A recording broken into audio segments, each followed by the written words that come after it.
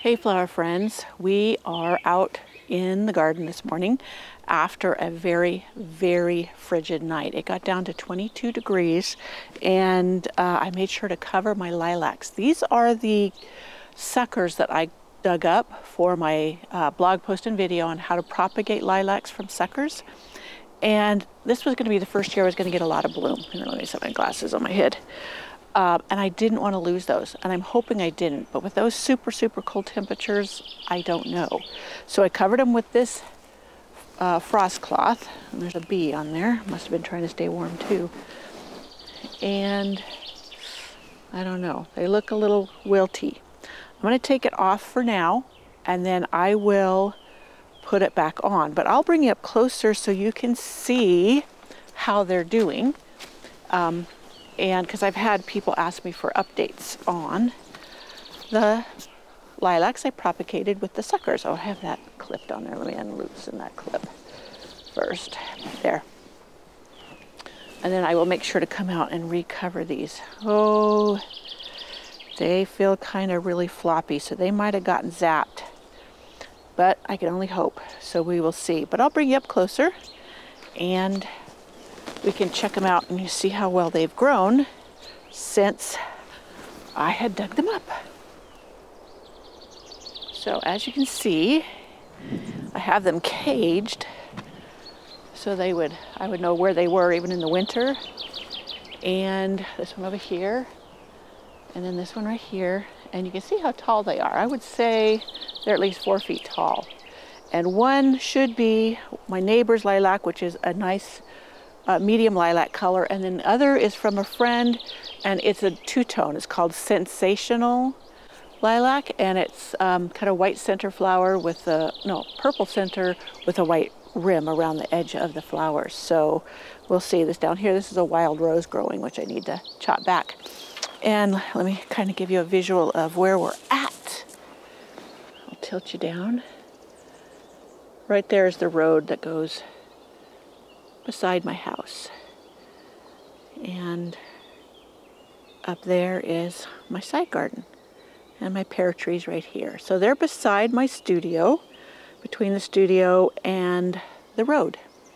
So that's the update on my lilacs, and like I said, I'll cover them again tonight, and hopefully the blooms didn't get destroyed with the cold temperatures we had. Now this is the side garden. This is April 11th, 10th or 11th. And this is where I revamped it last year. I'll show you the before, kind of during. They're kind of rough videos, but I planted a lot of drought tolerant, hot weather plants. I've got a couple of hummingbirds really fighting over the feeder above. And like Agastache, and I have salvias in there.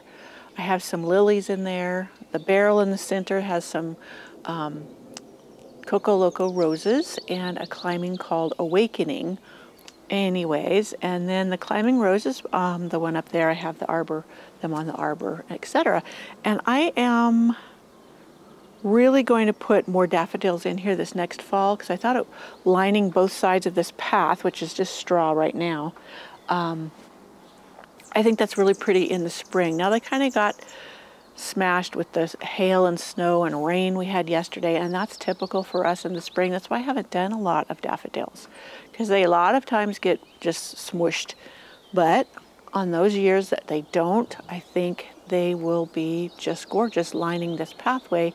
And it's like the earliest thing to bloom for me. So it would be nice to have flowers, even if I'm risk getting them smashed, and the gophers won't eat them like they do the tulips. So daffodils it is. One of the things I'm really excited about are these cat's pajamas, Nepeta or Nepeta.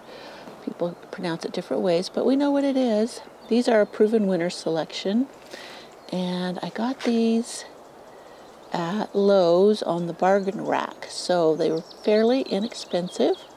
They were pretty sad looking, but look how they have recovered. Let me move on up here. That one's underneath a leaf of iris, but I have 6 or 7 of them. I think 6.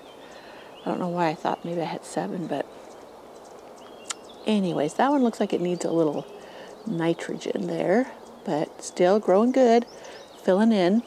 They died all the way back. They're deciduous. And so I waited with bated breath to see if they would return, and here they are. Now I would like to get some to put along this side of the path too. So it would be lined with blue, and that's something that will come back every single year. And I have some seeds of what's called calamintha, which is another nepeta, and we'll see how that works out. It is also a perennial that will come back and fill in. And here are those white metal tubs that I had gotten at Walmart and planted up for you last fall with tulips and the pansies. The pansies for when the tulips weren't blooming, but you can see even with the little extreme cold we had last night, the tulips are still doing fabulous. So let me back up. Forgive the dirty rug and the too bright a sun, but there you have them. Blooming away and providing pretty color when a lot of things aren't really doing a whole lot in the garden.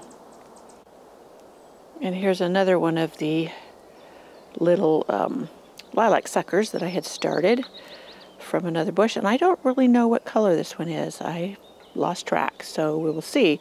It's right beside the greenhouse in this barrel, and it too looks a little sad, but it didn't have any buds on it that I could tell, so maybe it's going to bloom a little later. Some of them do.